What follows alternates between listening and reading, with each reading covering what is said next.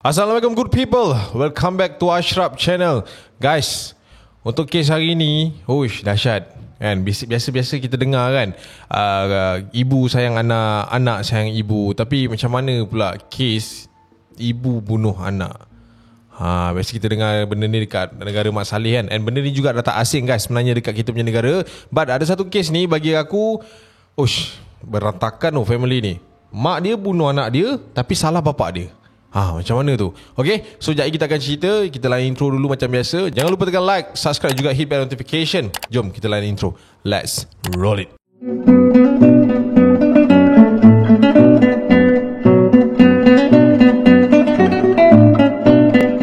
Okay guys, kita go through dulu tentang kes ni. Okay, antara nama-nama suspek yang korang kena tahu, which is mak dia dululah. Nama penuh mak dia adalah Rosniza Ibrahim yang berumur 30 tahun dan juga merupakan seorang suri rumah sepenuh masa. Manakala suaminya yang bernama Idris Saidin yang berusia baru sahaja 28 tahun dan juga merupakan seorang pemandu lori yang bertugas di Perak. Diorang ni tinggal dekat sebuah flat dekat Kuala Kurau, Perak, dan dikurniakan dua orang cahaya mata, kedua-duanya lelaki. Dan pada 18 Februari 2007 sekitar jam 11 hingga 11.30 malam macam tu, Rosniza dikatakan telah pun membunuh dua orang anaknya. Apakah punca? Apakah motif? Ini kita nak cerita. Okay guys, kita ni kan biasalah, family ni, family mana je yang tak ada krisis, family mana je yang tak ada masalah. Tapi bila dah sampai ke tahap macam ni, pasti ada punca di sebalik apa yang berlaku ni. Okay guys, sebenarnya sejak beberapa tahun yang lepas, Rosniza ni dia ada hubungan yang tak cun sikit dengan dia punya laki. Dia orang ni sering bergaduh, sering bertekak dek kerana si suami Rosniza ni dikatakan ada menjalinkan hubungan dengan seorang janda yang berusia lebih kurang 3-4 tahun lah, lebih kurang lebih tua daripada dia semenjak 4 tahun yang lalu. Dan ada satu hari ni suami ni ada bagi tahu yang dekat Rosniza ni, dia bagi tahu, Niza, I want to marry her. Dia kata macam tu. Maknanya laki dia ni pernah meluahkan hasrat nak berkahwin dengan janda yang tengah dijadikan sebagai kekasih gelap ni lah. Alright, so Rosniza ni biasalah seorang isteri guys. Bila dia dapat tahu suami dia ada affair dekat luar, takkan dia nak macam, okay abang, saya relakan. Mustahil. Benda tu takkan ada. Okay, alright, kalau kau nak tahulah, Rosniza ni dia menghadapi satu jenis tahap depression, kemurungan, semenjak daripada suami dia ni mula menjalinkan hubungan tersebut. Okey.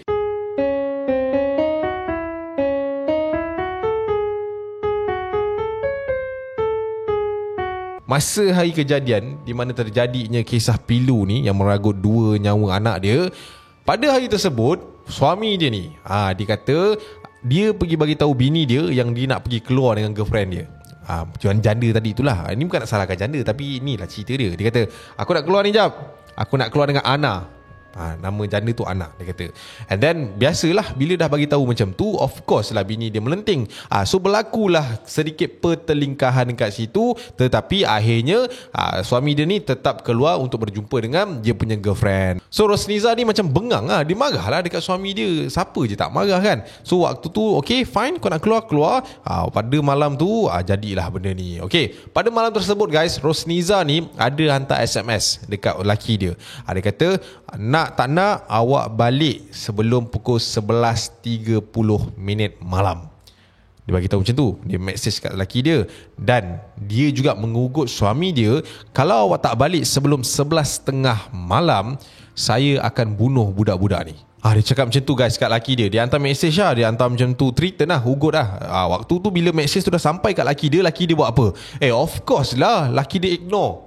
Laki dia ignore man. Laki dia tak balas message tu, call pun tak angkat. Dia abaikan lah apa yang si Rosniza ni nak. Waktu tu bini dia ni dah jadi naik hantu lah. So dia jadi marah, memang dalam keadaan beremosi macam tu. Dikatakan dia telah pun masuk ke bilik kedua-dua anak dia tu dan menjerut kedua-dua mereka sehingga mati. Waktu tu anak dia tengah tidur lah. And dua orang anak dia iaitu Muhammad Alif Hakimi yang berusia 6 tahun dan Muhammad Alif Hazimi yang berusia baru sahaja 2 tahun telah pun dijerut oleh ibunya dengan menggunakan wayar setrika hingga mati. Dan lepas tu dah settle, dah mati dua-dua tu, kau tahu mak dia buat apa? mak dia dengan selama badak je dia selimutkan je anak dia. Macam tu. And then apa mak dia buat? Mak dia pergi tidur, pergi balik bilik dia and tidur macam tak ada benda jadi.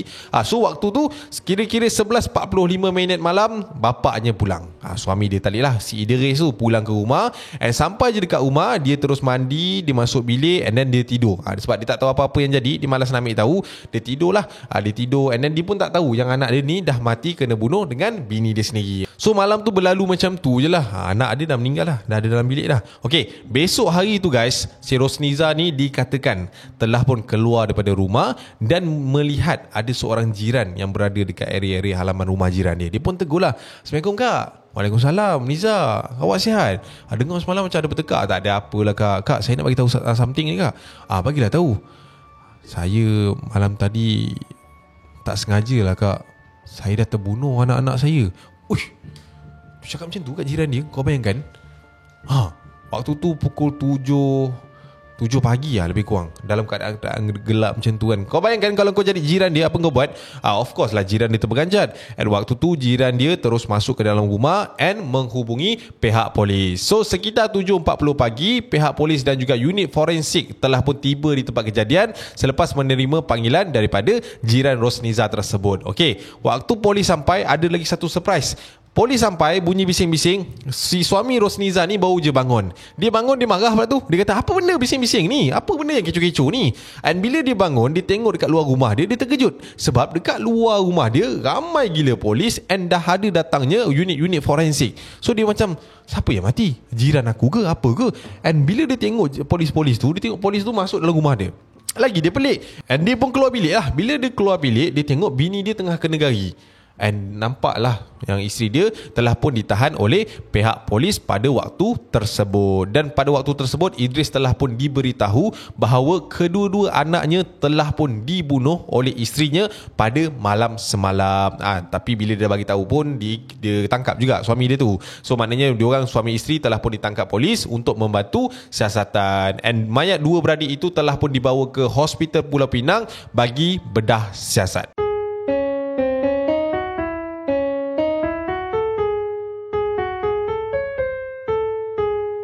So guys, lepas je 2007 tu selesai, kes ni sebenarnya ambil masa juga untuk settle. And selepas beberapa tahun lah siasatan ini dijalankan dan diorang pun dah turun naik mahkamah apa semua, akhirnya mahkamah telah pun memutuskan untuk membebaskan Rosniza Ibrahim ataupun ibu kepada kedua-dua mangsa atas pertuduhan menjerut leher kedua-dua anak lelakinya hingga mati. Ini kerana mahkamah mengatakan bahawa perbuatan itu dilakukan oleh Rosniza dalam keadaan yang tidak sedar. Dan pada waktu itu juga pihak hakim telah pun memerintah Rosniza untuk menjalani rawatan di Hospital Bahagia Hulu Kinta Perak. Mahkamah juga ada menerima keterangan daripada pakar perunding Secretary Forensik Hospital Bahagia yang memberitahu bahawa Rosniza memang ada mengalami tekanan perasaan yang kronik dengan fasa kemurungan yang serius. Selain itu guys, diorang juga ada terjumpa rekod rawatan Rosniza dengan seorang doktor pada bulan 2 ataupun tak silap acap ada macam orang kata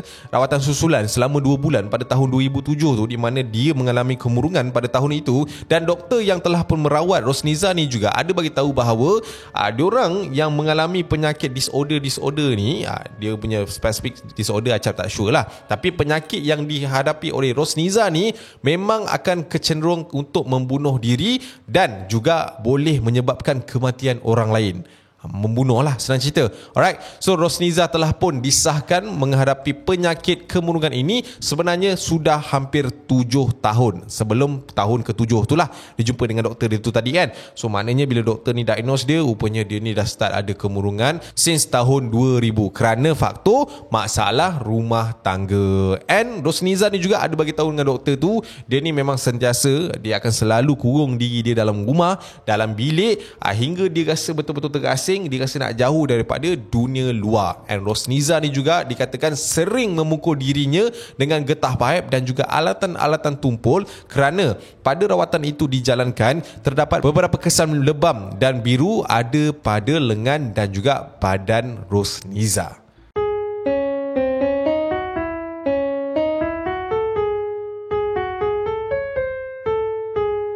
So guys, pada waktu tu juga mahkamah ada ambil pengakuan daripada suami dia, which is Idris Saidin ni. And Idris Saidin ni juga ada bagi tahu yang isteri dia ni bukan sahaja jaga anak-anak dia ni, tapi isteri dia ni ada ambil ngumpah mengasuh. Maknanya dia ada jagalah anak-anak jiran dia. Sebab dia ni memang ada sifat keibuan yang sangat-sangat tinggi lah. Dan dia seorang yang penyayang. Dan Rosniza ni tak ada masalah, orang kata apa, nak mendera ke. Sebab dia tak ada sifat ganas terhadap budak-budak. Apatah lagi nak pukul, nak seksa, nak cederakan. Apatah lagi sampai ke tahap membunuh.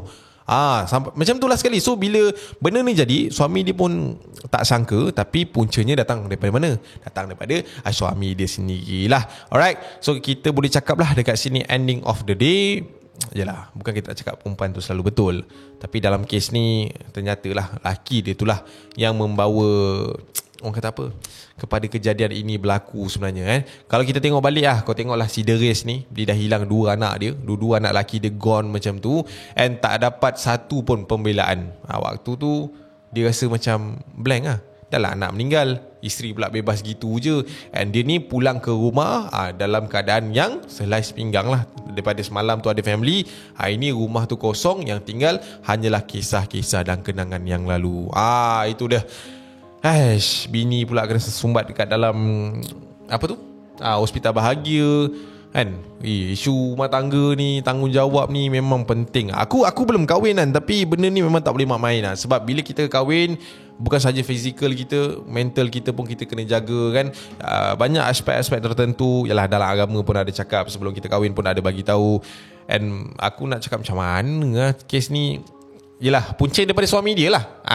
Mungkinlah Rosniza ni isteri yang baik. Macam dia kata tadi, dia ni penyayang and all that thing. Kau tahu bini kau penyayang, lepas tu kau pergi nak gatal dengan janda apa? Umur baru 28, faham, mentah lagi kan. Saya pun mungkin nanti minta jauh lah kan, tapi kita pun tak mustahil untuk buat silap benda-benda macam tu. Alright, so macam aku cakap, mana-mana yang ada rumah tangga, mungkin insyaAllah lah kita jaga, kita pelihara elok-elok. Sebab orang selalu cakap yang curang tu adalah satu pilihan, bukan takdir. Tapi kita jangan lupa guys, bahawa setia itu juga merupakan satu pilihan. Pilih yang tepat, pilih dia yang menyayangi engkau, bukan engkau yang terkejar-kejarkan dia. So kita jumpa di video akan datang. I see you when I see you. Ciao lu. Bye, bye, bye.